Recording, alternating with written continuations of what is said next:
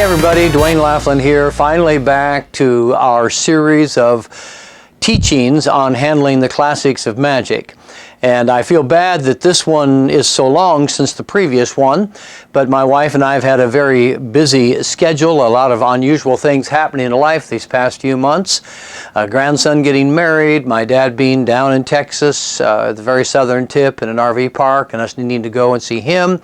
And in the process, we're still settling into our new life in Branson, Missouri, trying to figure out what retirement looks like, all of that. So we've had an awful lot going on. And then on top of that, the days I had scheduled to film this over the past few weeks, we kept getting hit with bad weather.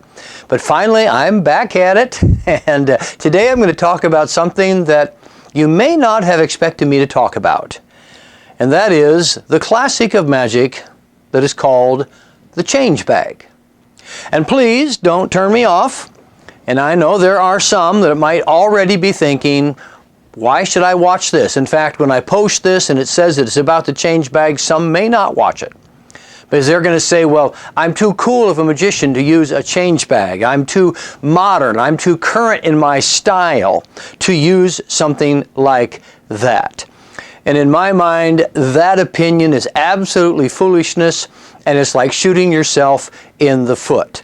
It's like a builder saying, you know, I'm just too good of a builder to use a hammer. And you want to say, well, what are you talking about? It's a very practical tool. You're only hurting yourself by having this up in the air, putting your nose up in the air attitude where you're saying you don't want to use a hammer. And the same thing goes with a change bag. You're only hurting yourself if you somehow think that your style just doesn't work for a change bag, because it's a wonderful tool. It's like a magician's hammer, and basically the only issue to using it is justifying its use. And there are some who would say, well, you know, I want all my stuff in my show to look like a normal everyday object, and that just doesn't look normal. Well, I really challenge that kind of thinking. I mean, first of all, does a sawing in half look normal? And yet look at the people who've done fantastic things on stage with that. And to challenge in a more direct manner, because typically those who especially want all their things to look normal are close-up performers. How many people in their normal everyday lives have 3 little silver cups with lines around the side that allow them to stack and have red knit colored little tiny balls to play with? Those things aren't normal. Nobody has those things in their house. The only people who have those things are magicians. And yet magicians use those to provide wonderful entertainment. They've done so for literally centuries with the cups and balls, and they'll continue to do so. So it's really not about, does it look like a normal everyday object or not? It is there justification for you having it in the show? And with that, that's why we start with the oldest style change bag. I know the really old ones seem to always be red. This one's blue. But they're the ones that came on a handle. Do you know why the handle? Try to put it out here in front of the backdrop, maybe you can see it better. Why the handle? Well, it's justification. I mean, it's not because it looked like an old-fashioned collection bag or something like that, although there was a time when some did.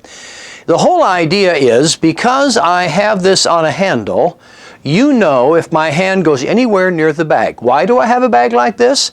Because what's going to happen is going to have nothing to do with my hands. I'm keeping this bag at arm's length. Somebody else is going to reach into the bag. Somebody else is going to put something in the bag. I am not going to touch it. And that's part of what makes the use of it magical. And it's what gives you a reason for having it. The whole idea is this is something that I mean, if my hand goes inside that bag, you're going to know it.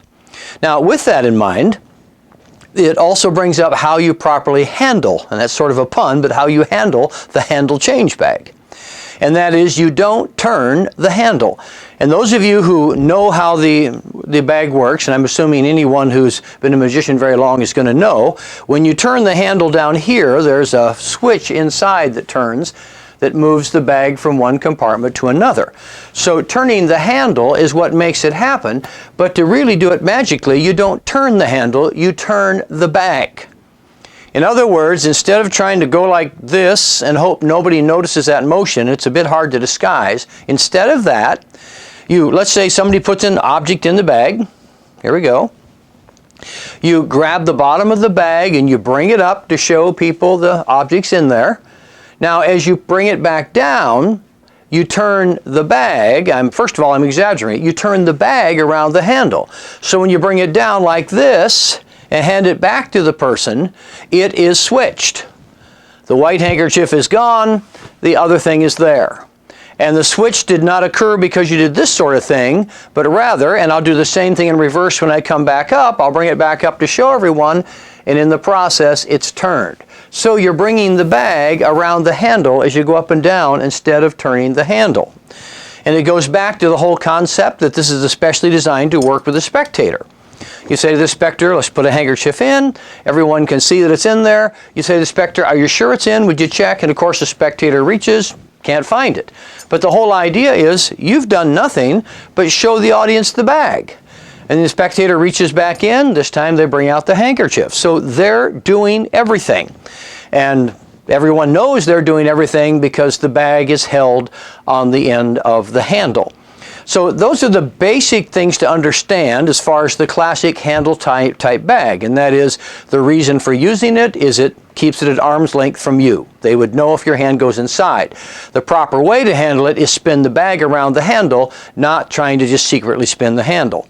Now let's go to the more common and nowadays probably the most often used change bag, which is the kind that has a little trigger underneath. And again, I'm assuming most who are watching this know this, but there's a little trigger. I'm going to try to get it up there. You can kind of see behind my thumb, see that little trigger there? So when you turn that one way or the other, inside the bag, it goes one way or another. So this, instead of spinning a handle, has a trigger on the handle. Well, how do you properly do this? And the answer is not by holding the bag still and sort of like, hope nobody notices when I make this little motion, you know, and sometimes, let's say you can do that motion without them seeing it, but if you're awkward and kind of trying to get it, they know you're doing something. And it's not the best magic when the audience says, he did something, I just don't know what he did. The best magic is when the audience says, he didn't do anything, and yet this happened. That's what makes it most amazing. So you don't want them to even hint that you're doing anything in relation to the bag. So you use that traditional adage, a large motion covers a small one. Instead of holding the bag still and trying to turn the switch without anybody seeing, instead of that, you point or gesture. You might say, all right, would you help me over there? And by the way, when I just moved it there on camera, I just did the switch. So now I've got the switch one way, and I'll say, and you over there. So as I move my hand from there to there, I'm doing the switch, the little motion, and it's covered by the big motion. And it might be as simple as just, you're talking to the audience, and I've got the switch here, and I raise my hand for a minute like that to say something, and I come back around, and now the bag is switched. Okay? Now, let's go to the next thing, and this is the thing about the change bag that I have never seen anywhere in a book. I don't think there's any way to learn this apart from somebody just passing it on to you like it was passed on to me. And that is the idea of when you have something in the bag, and let's say you've got a large load. I'm going to go back to the blue bag simply because it shows up better on camera in contrast to my shirt. Like I do a mismade flag routine where I have 3 very large silk flags and they're in the bag. So when they're in the bag, because it's large silk, it's going to create a bulge on the side of the bag where the silks are hidden. You can't get around it. There's going to be an extra thickness there. But here's what you do to ensure the audience never finds it.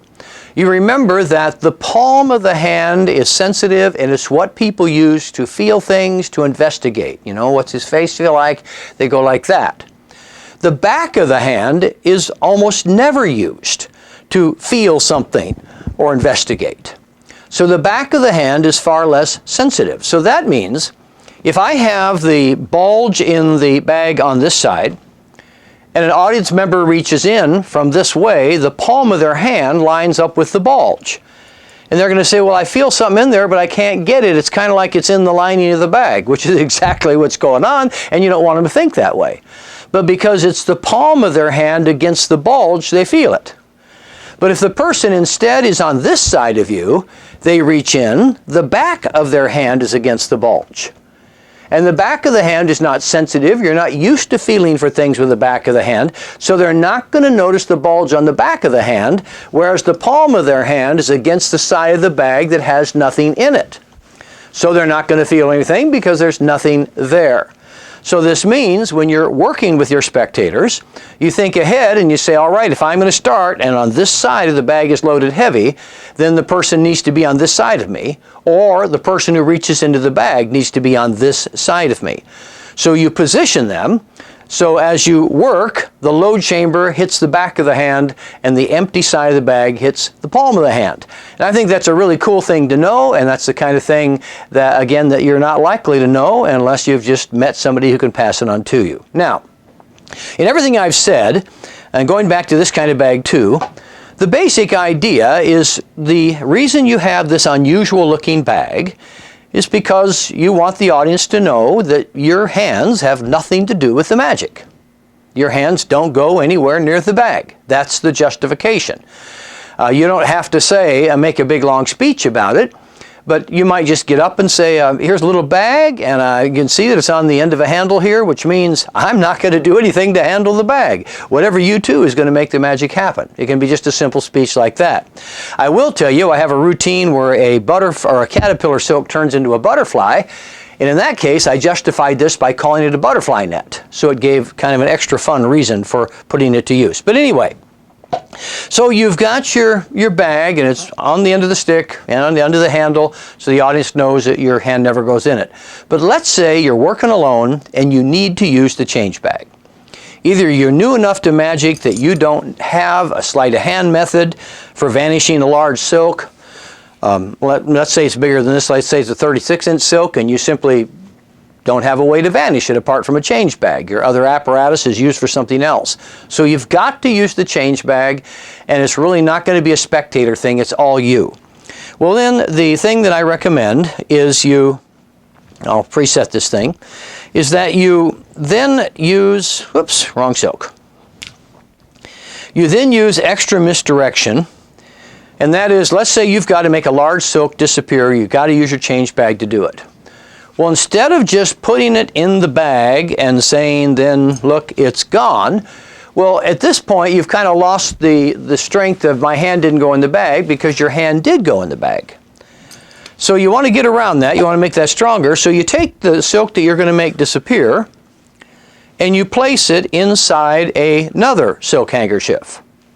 So I'm going to wrap it up in the white handkerchief. You have a bag, and you show that the bag is empty. It goes into the bag, and you might even say it's just going to stay right there, and you can kind of put it out so everybody, say here, the bag is designed so everybody can see it from a distance, know exactly what's going on.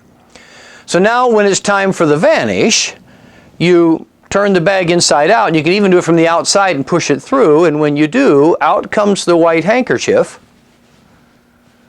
but the other handkerchief is gone.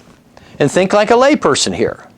Lay people don't think about duplicate handkerchiefs. In the layperson's mind, well, how, if it was wrapped up in the white one and the white one's still there, how could it be gone? I mean, there's no explanation. How could it get out from inside the white handkerchief and not be in the bag anymore when the white one is still there? Because they think it's the same white handkerchief. So at that point, even though you did everything by yourself, having it wrapped in the white handkerchief makes it much, much more magical. Well, my goal in these classics is to keep them short, and that's hard for me to do. In fact, when I was preparing this, I thought, well, I should show you a few routines, show you how I, with the handle, how I move from this spectator to that spectator, which further justification. You don't even need to say anything. It's just the audience realizes, well, he's got a bag like that, so he can put it in front of the kids so they do what they do. But anyway, I was tempted to share a lot of routines and so on, but I thought, no, I want to try to keep this somewhat short and just hit the high points. But what's interesting to me is the high points I hit are maybe also points of teaching on handling the change bag that at least some watching this will have never heard before. So that's it for now. That's Dwayne Laughlin talking about the change bag.